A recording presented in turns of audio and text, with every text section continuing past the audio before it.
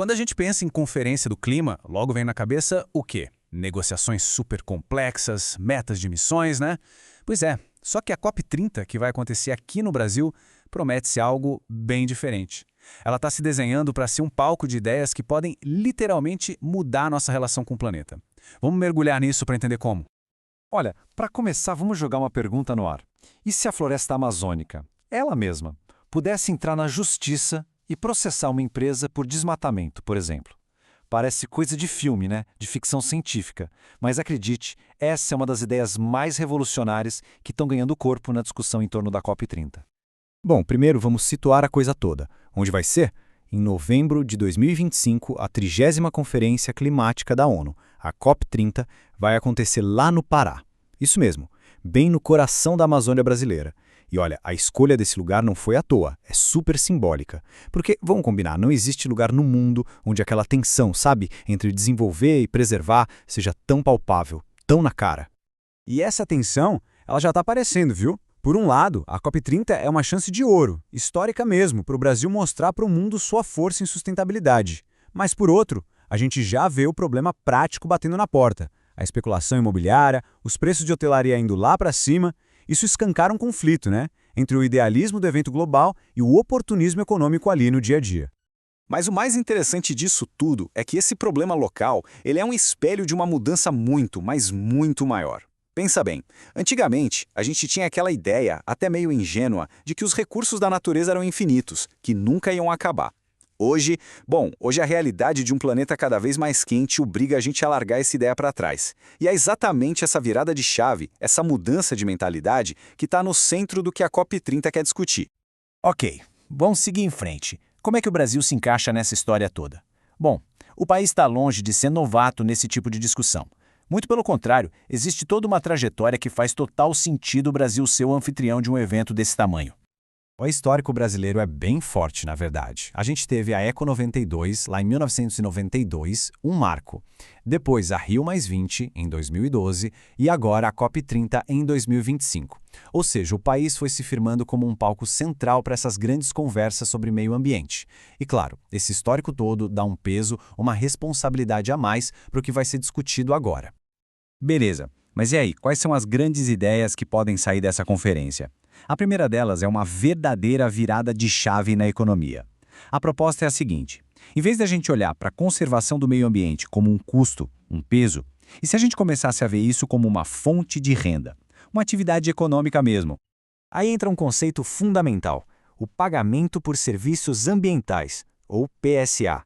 A lógica por trás disso é, na verdade, bem simples, mas muito poderosa. Pensa assim: quem cuida de uma floresta, de uma nascente, está prestando um serviço para todo mundo, certo? Está ajudando a gente a ter ar mais limpo, água de qualidade, está capturando carbono e, como qualquer serviço, por que não pagar por ele? Então, a grande sacada é essa.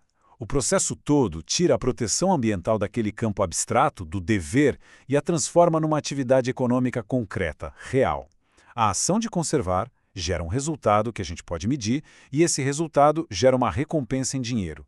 É um jeito inteligente de fazer o interesse econômico e o interesse ecológico andarem juntos, na mesma direção. Certo. Se a primeira grande ideia mexe com a economia, a segunda propõe uma verdadeira revolução na lei.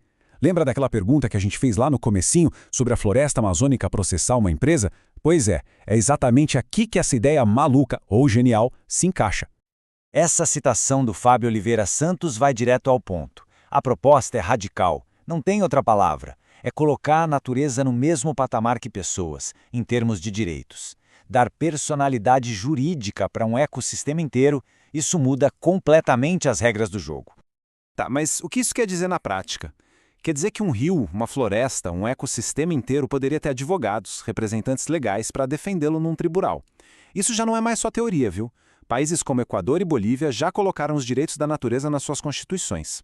Imagina só, em vez de só uma multa por poluir um rio, a gente poderia ter um processo por agressão contra o rio. É uma mudança de perspectiva total de como a lei enxerga a natureza. E por trás de tudo isso, tanto da parte econômica quanto da jurídica, tem uma mudança ainda mais profunda, sabe? Uma mudança filosófica mesmo, sobre o que afinal significa viver bem. E aqui a gente chega no conceito do bem viver. Não é sobre desenvolvimento no sentido que a gente está acostumado, de crescimento econômico sem fim. É uma outra forma de ver o mundo, uma filosofia que busca o equilíbrio. A ideia é que o bem-estar das pessoas, da comunidade, está amarrado, está conectado de uma forma inseparável com o bem-estar da natureza. E esse é o pulo do gato. Para a filosofia do bem viver, a harmonia com a Pachamama, a Mãe Terra, não é uma coisa que a gente busca depois que a economia está resolvida, não. É o começo de tudo. É a condição básica, o alicerce, para que todo o resto, a vida em comunidade, a felicidade, possa existir de verdade. Então, quando a gente junta todas essas peças, fica claro, né? A COP30 tem potencial para ser muito mais do que só uma conferência sobre acordos climáticos. Ela está se transformando num grande palco global para a gente debater essas novas ideias econômicas, jurídicas e, talvez o mais importante, filosóficas sobre como a gente quer viver neste planeta. E tudo isso nos leva a uma pergunta final, que fica no ar. Essa grande discussão que a COP30 está propondo, no fundo nos faz questionar qual é o nosso objetivo final. É continuar buscando o crescimento a qualquer custo, sem parar? Ou é aprender a viver bem de verdade, em harmonia com o mundo que nos cerca? A resposta que a gente der para essa pergunta, bom, ela pode definir o nosso futuro.